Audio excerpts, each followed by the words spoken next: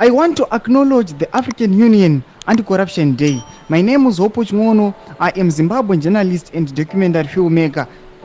Sadapinda mashoko akabudaita kana Hopo Chimono ayo achicommemorate the African Union Anti-Corruption Day achiti nyika yeZimbabwe munoitwa massive corruptions. Notibva subscribe like otina on the bell icon. Anyora achiti, I have used my professional skills to expose corruption in my country, which is probably the most corrupt African country.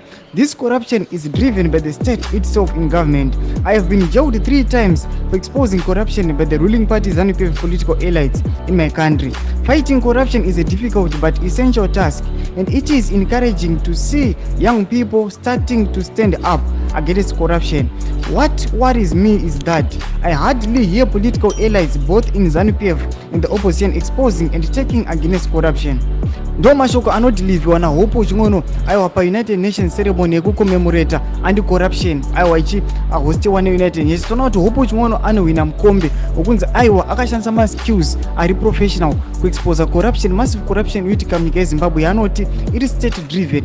Muri Zimbabwe semapictures amuri kuona muna kuti aiwa Hopo Chimono anova muZimbabwe is being commemorated neUnited Nations nemamwe makandis achinzi aiwa unoexpose corruption zviri very very professional.